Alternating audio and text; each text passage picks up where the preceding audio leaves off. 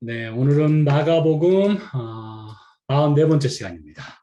44번째 시간이고요. 마가복음 12장 35절에서 40절 말씀으로 예수님과 서기관이란 제목으로 말씀을 배우도록 하겠습니다. 그리고 중보기도로 들어가도록 하겠습니다.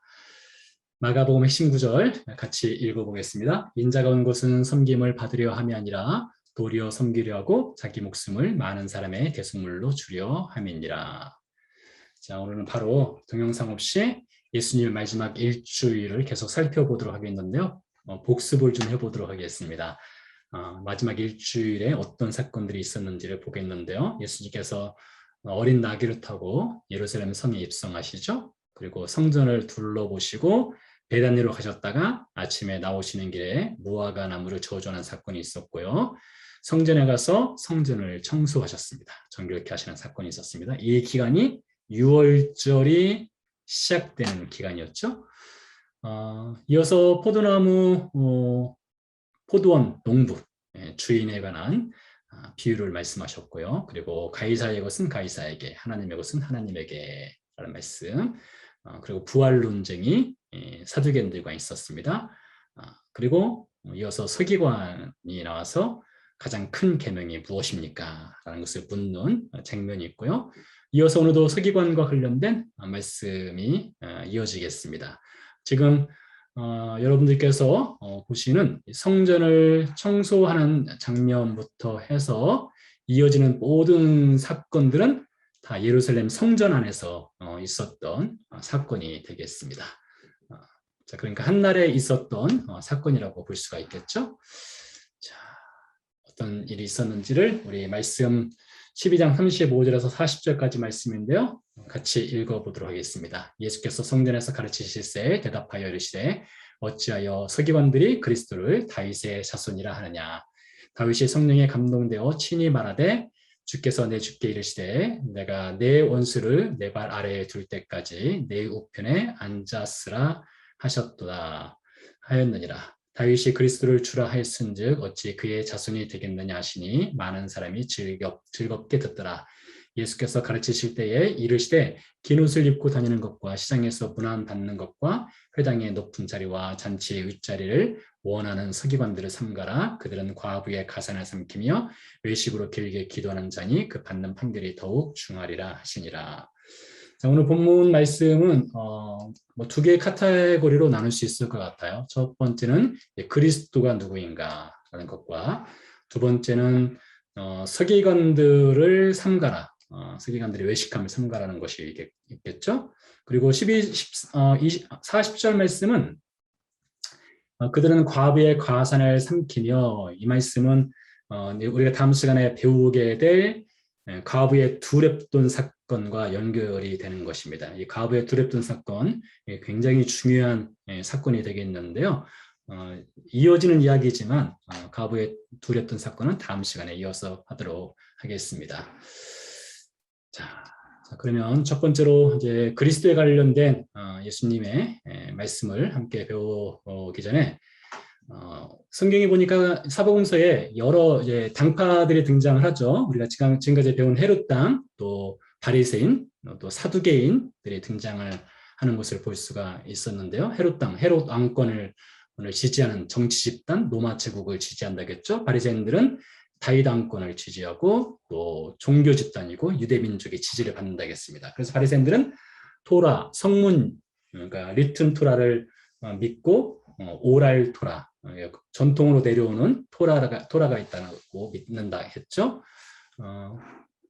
그래서 예수님께서 이 전통, 유대인들의 전통하고 이 성문 토라하고 이제 권위를 어디에 둘 것이냐 할 때 이 바리새인들은 동일한 권위를 뒀습니다. 성문과 구전을요. 예수님은 구전을 인정을 하지 않았다기보다는 구전으로 내려오는 것도 예수님은 존중했겠으나 성문 토라의 권위를 가진 것으로는 인정을 하지 않았죠.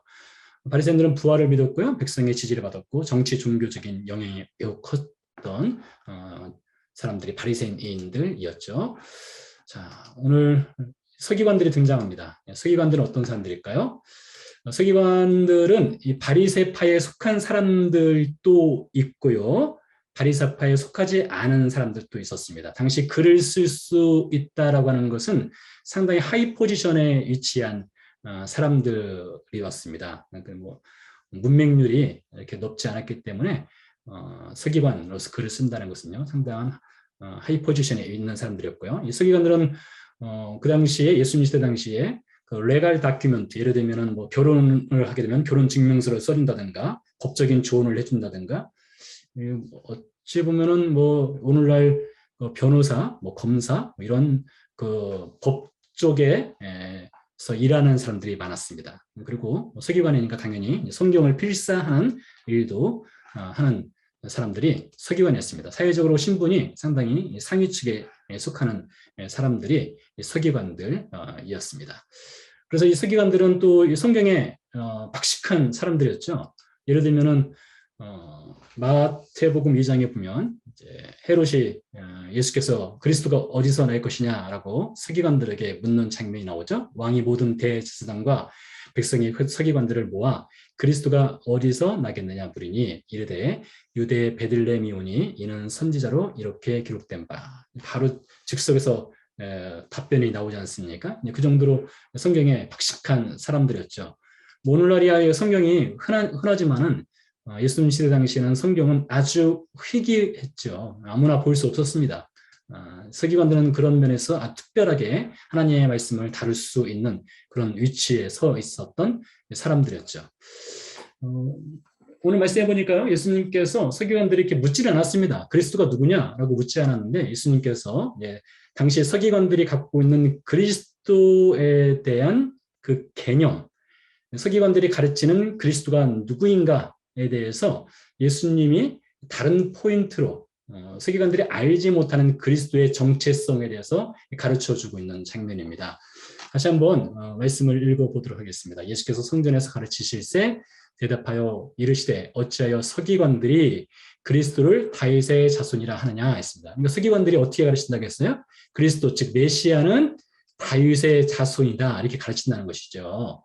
자, 그것에 대해서 예수님이 하시는 말씀입니다. 다윗이 성령에 감동되어 친히 말하되 주께서 내 주께 이르시되 내가 내 원수를 네 발 아래에 둘 때까지 내 우편에 앉았으라 하셨도다 하였느니라 이렇게 말씀하셨습니다. 다윗이 그리스도를 주라 하였은즉 어찌 그의 자손이 되겠느냐 하시니 많은 사람들이 즐겁게 듣더라. 그러니까 예수님께서 지금 하시는 말씀은 서기관들은 그리스도는 다윗의 혈통을 따른 다윗의 자손이다. 인간 그리스도를 얘기한다는 것이죠. 근데 예수님께서는 인간 그리스도적인 측면도 분명히 있지만은 다윗이 그리스도를 주라고 표현한 거 보니까 그것 이상의 또 다른 그리스도의 의미가 있다는 것을 이제 말씀한다는 것이죠.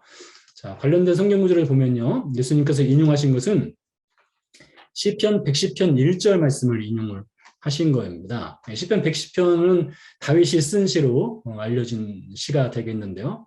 말씀을 보면 거의 동일합니다. 여호와께서 내 주에게 말씀하시기를 내가 내 원수들로 내 발판이 되게 하기까지 너는 내 오른편에 앉아 있으리라 하셨도다 했습니다. 내 원수들로 내 발판이 될 때까지. 자, 이것은요, 고대 시대 당시에 그 전쟁에서 지게 되면 상대방 그 왕 앞에 항복을 할 때 무릎을 꿇고 항복을 합니다. 잘 보이실지 모르겠어요. 이것은 고대 아수르 시대 당시에 아수르 비문 중에 하나입니다. 이게 이 사람이 아수르 왕이겠죠? 아수르 황제가 됩니다. 그리고 이 사람이 지금 전쟁에서 진 사람이 무릎을 꿇고 머리를 바닥에 이제 조아리고 있는 것을 볼 수가 있습니다. 그러니까 전쟁에서 졌으니까 항복 선언을 하는 거죠. 항복합니다라고 하는 장면인데요. 그런 것처럼 이제 여호와께서 내 주에게 그리스도에게 말씀하신 것이죠. 장차 오실 메시아에게 말씀하시길 내가 내 원수들로 즉 사탄의 세력이 되겠죠.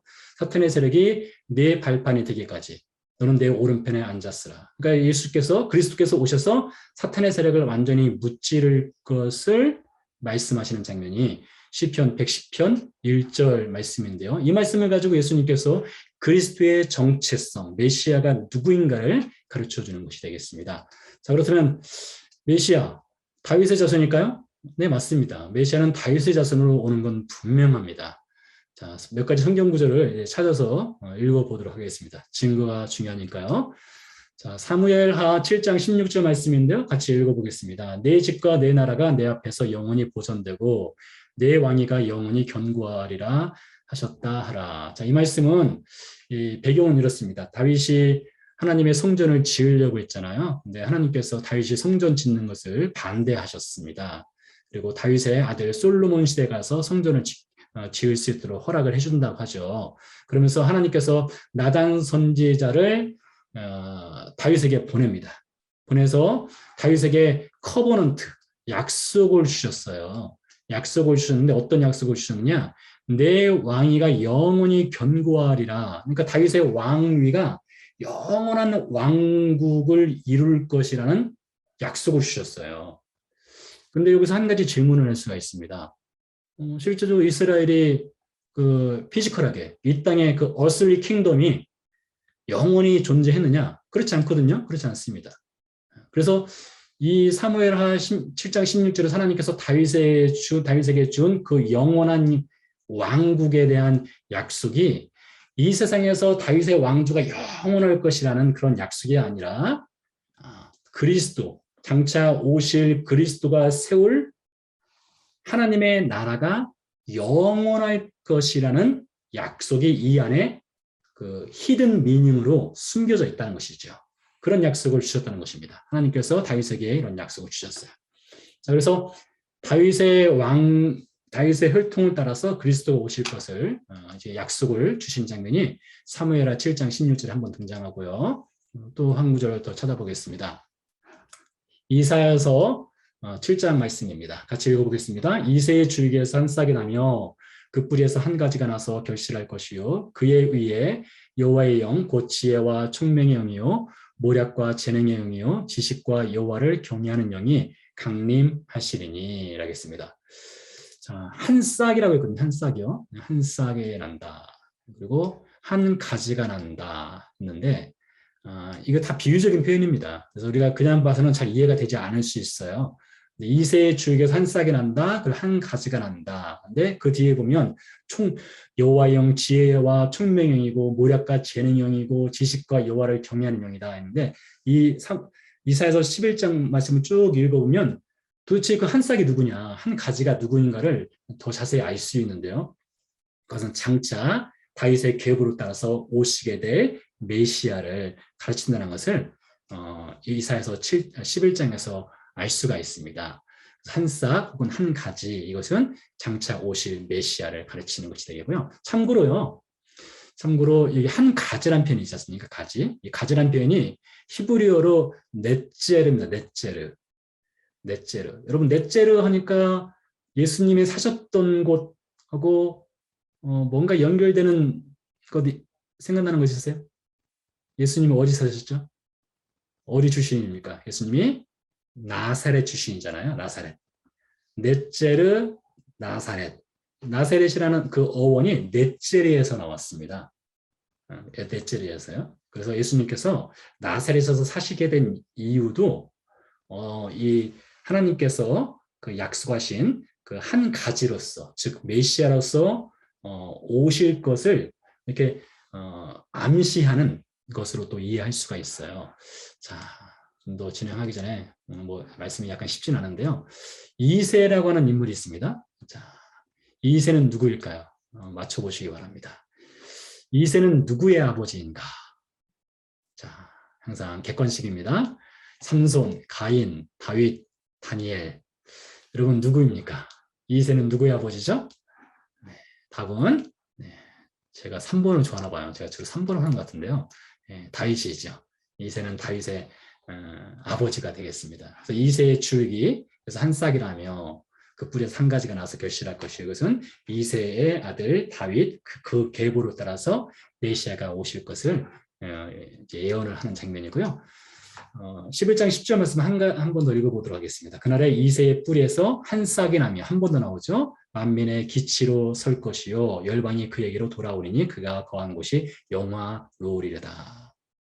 저 열방이 그에게로 돌아온다겠어요. 이런 표현들은 장차 메시아가 오셔서 하실 일에 관한 일들이 되겠습니다. 그래서 이 말씀을 통해서 이사야 선지자가 주전 700년 전에 이제 메시아가 오실 것을 예언을 하죠. 자, 한 구절 더 볼까요? 시편 89편 4절입니다. 주께서 이르시되 나는 내가 택한 자와 언약을 맺으며 내 종 다윗에게 맹세하기를 내가 내 자손을 영원히 견고하게 하며 내 왕위를 대대에 세우리라 하셨다 하라. 자, 이 말씀도 사무엘하고 연결된다고 볼 수가 있습니다. 다윗에게 약속을 주셨습니다. 하나님께서 그 왕권을 영원히 견고하게 하리라 했는데 말씀드린 것처럼 이 땅의 왕국이 아닙니다. 영원한 하나님의 나라가 영원할 것이라는 것을 약속을 해 주셨다는 것이죠. 이런 말씀을 통해서 이제 다윗의 계보를 따라서 메시아가 오실 것을 말하고 있는데요. 이제 그럼 이제 신약에 가서 또 확인을 해볼 필요가 있겠죠. 신약 성경에서는 또 뭐라고 하는지요. 자, 신약 성경을 보도록 하겠습니다. 마태복음 1장 1절 말씀입니다. 아브라함과 다윗의 자손 예수 그리스도의 계보라 했습니다. 얼마나 분명합니까? 아브라함과 다윗의 자손 예수 그리스도의 계보라. 이 말씀을 통해서 예수님, 즉 메시아가 다윗의 자손으로 오실 것을 말하고 있고요. 로마서에서도 한 번 더 확인할 수 있어요. 그의 아들에 관하여 말하면 육신으로는 다윗의 혈통에서 나셨고 분명한 예가 보이죠. 이렇게 그래서 메시아, 즉 그리스도는 다윗의 자손으로 오시는가 한다면 yes, 그렇습니다. 이 성경 구절들이 다윗의 자손을 통해서 예수님이 오실 것을 말하고 있죠. 두 번째입니다. 그럼 메시아는 다윗의 자손으로 오실 뿐만 아니라 예수님께서 이번에는 뭐라고 하십니까? 예수님도 그거 아시죠? 다윗의 자손으로 오신다는 것을. 본인 스스로가 다윗의 자손이니까요. 자, 이번에는 예수님이 그뿐만 아니라 서기관들은 다윗의 자손으로 오시는 메시아만 알고 있지만 그뿐만 아니라 메시아가 다윗의 주, 로드십을 갖고 있느냐 에 대해서도 묻는 것입니다. 그렇다면 또 그것은 또 S가 됩니다. 자, 그런데요, 예수님께서 당시 서기관들이 가르치는 그리스도는 다윗의 자손으로 오신다는 것에 대해서는 서기관들이 가르쳤으니까 그 당시에 백성들이 잘 이해하고 있었을 것입니다. 잘 알고 있었을 거예요. 근데 예수님께서 서기관들이 가르치지 아니한 혹은 모르고 있었던 것에 대해서 가르치는 부분 아니겠습니까? 그러니까 다윗의 주, 로드가 된다는 것을 가르치고 있는데 이 부분을 예수님께서 백성들에게 가르칠 때에 13절의 백성들의 반응이 많은 사람들이 즐겁게 듣더라 했는데요. 과연 여러분 이 말씀을 어떻게 이해할 수 있을까요? 많은 사람들이 즐겁게 듣더라. 과연 이 말씀을 들을 때에 이 말을 듣는 백성들 혹은 서기관들 혹은 제사장들이 그리스도는 다윗의 자손일 뿐만 아니라 다윗보다 위에 계신 분이구나. 그렇게 과연 바로 이해했을까요? 어떻게 생각하세요?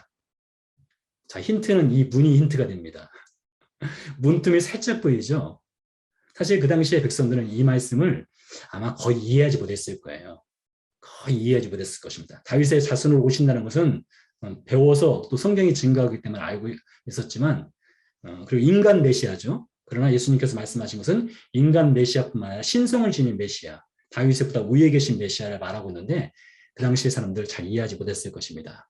자, 그런 예수님이 이렇게 말씀을 전해도 사람들이 잘 이해하지 못하는 장면들을 성경에서 확인할 수 있어요. 저도 마찬가지죠. 제가 여러분에게 지금 이렇게 성경 공부를 인도하지만 여러분도 또 제가 이렇게 가르치는 내용을 100% 다 이해하면 좋지만 이해하지 못할 수도 있겠죠. 자, 몇 가지 예를 보도록 하겠습니다. 마가복음 9장 31절 32절 말씀인데요. 같이 읽어보도록 하죠. 이는 제자들을 가르치시며 또 인자가 사람들의 손에 넘겨져 죽임을 당하고 죽은 지 3일 만에 살아나리라는 것을 말씀하셨기 때문이더라. 그러나 제자들은 이 말씀을 깨닫지 못하고 묻기도 두려워하더라 했습니다. 예수님께서 거듭에서 메시아가 십자가에서 죽고 십자가에서 죽은 뒤 사흘 만에 살아나리라 이렇게 가르쳤으나 제자들은 그 말씀이 도대체 무슨 말씀인지 깨닫지 못했다라고 성경이 증언하고 있지 않습니까? 그러니까 말씀을 해도 잘 이해를 못하는 겁니다. 자, 한 가지 더 볼까요? 요한복음 2장 21절 22절 말씀입니다. 그러나 예수는 성전된 자기 입체를 가리켜 말씀하신 것이라. 죽은 자 가운데서 살아나신 후에야 제자들이 이 말씀하신 것을 기억하고 성경과 예수께서 하신 말씀을 믿었더라. 이게 무슨 말씀입니까? 뭐 배경은 예수님께서 그 성전을 무너뜨려라. 내가 사흘 만에 다시 일으키리라 했더니 유대인들이 무슨 얘기냐. 이 성전은 46년 동안 지어지지 않았느냐. 그것이 배경이죠. 예수님께서는 그러니까 눈에 보이는 돌로 지어진 성전을 가리키는 것이 아니라 성전된 자기 육체를 가리켜서 말씀하신 것이라 했는데 그 당시 예수님이 성전을 무너뜨려라 내가 사흘 만에 다시 이렇게 세우리라 할 때 그 자리에 현장에 있었던 제자들 유대인 아무도 이 말씀을 이해하지 못했습니다. 다만 이 말씀을 기억하고 있었죠. 그러다가 언제 이 말씀을 이해하게 되었다고요? 그때는 이해하지 못했는데 살아나신 후에야 나중에 가서 이해를 한다는 것입니다. 그래서 어쩌면 예수님께서 지금 당장은 이해하지 못할지라도 일단 말씀을 던져주십니다. 그러니까 성경 공부도 그럴 수 있어요. 제가 여러분들에게 성경 공부를 인도하면서 저도 성경 공부를 제가 뭐 공부를 하거나 또 여러 가르치거나 할 때 100% 다 이해할 수 하리라는 기대감을 갖고 전하지는 않습니다. 어쨌든 일단 말씀을 던져줍니다. 그리고 때가 되면 그 말씀이 깨달아지는 때가 있다는 것이죠. 예수님도 마찬가지예요. 이 말씀 그리스도가 다윗의 로드냐 할 때 로드라고 해서 가르쳤을 때 사람들은 이해하지 못했어요. 그러나 일단 던져줍니다. 언젠가 깨달을 때가 있거든요. 잠시 뒤에 그것을 또 말씀드리겠습니다. 자, 하나를 더 보도록 하겠습니다. 이르시기를 인자가 죄인의 손에 넘겨졌는데요. 십자가에 못 박히고 제3일에 다시 살아나야 하리라 하셨느니라 하는데 그들이 예수의 말씀을 기억하고 여기서 다 기억하고 있죠. 저는 십자가에 죽는다는 것을 이해를 못했다가요. 무덤에서 돌아가 이 모든 것을 11사도와 다른 모든 이에게 알리니 사도들의 반응을 보세요. 그들의 말이 허탄한 듯이 들려 믿지 아니하나 했습니다. 자, 이 장면은요. 예수님께서 부활하신 직후죠. 부활하신 직후에 막달라 마리아를 만나서 하신 말씀입니다. 그런데 사도들은 그때까지도 예수님이 죽었다는 것은 그들의 눈으로 봤으니까 알고 있었지만 예수님이 죽은 가운데서 다시 살아나리라고 하는 말씀을 이해도 못했고 깨닫지도 못했고 믿지도 않았습니다. 그렇지만 예수님은 미리 말씀해 주시죠. 내가 죽었다가 사흘 뒤에 다시 살아나리라. 이 말씀하시죠. 그럼 언제 이 말씀을 깨달을 수 있을까요? 자, 여러분들이 하나님 말씀을 들을 때에 적용을 해보면 100% 이해하지 못할 겁니다. 뭐 설교를 듣든지 성경 공부를 하든지. 그러나 그 말씀을 깨달아지는 때가 있습니다. 언제 깨달아지는가 보세요. 다 사실 우리가 경험하는 겁니다. 경험하는 건데요. 언제 깨달아지는가 그것을 찾아보도록 하겠습니다. 자, 여러분 이 그림 익숙하시죠? 이 표요. 이제 마가복음의 핵심입니다. 어떻게 가는가요? 마가복음은 하나님의 아들 예수 그리스도의 복음이라고 해서 이 마가복음의 포커싱은 십자가로 간다겠습니다.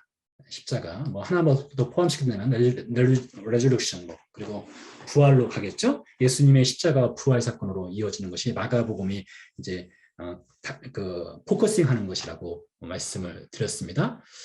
근데 예수님께서 십자가에서 죽으시고 심지어 부활했을 때까지도 제자들은 메시아가 누군가, 메시아가 이 땅에 왜 오셨는가 이것에 대해서 사실 거의 이해를 못했습니다.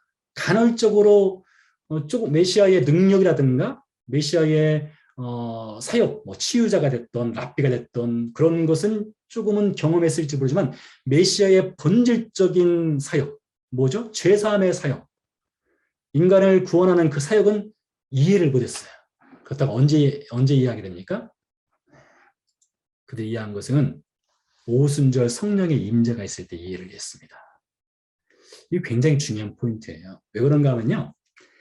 우리도 마찬가지거든요. 그러니까 저와 여러분이 신앙생활, 뭐 처음에 종교생활이 있죠. 교회에 와서 하나님 말씀을 처음에 들을 때에 그 말씀이 처음부터 귀로 들어온 사람은 아마 거의 없을 겁니다. 저도 마찬가지고요. 들어도 이게 이해가 안 돼요. 거의 이해를 못 합니다. 뭐 도덕적인 설교를 한다면 그 정도는 이해할 수 있어요. 그러나 이 십자가의 복음이라든가 그리스도의 능력이라든가 영적인 말씀을 들을 때는 이게 인간의 레벨로서는 인간의 지식으로서는 그게 이해가 안 돼요. 근데 언제 이해가 되느냐? 성령의 임재가 있으면 이해가 됩니다. 성령의 역사가 있어야 돼요. 반드시요. 자, 보세요.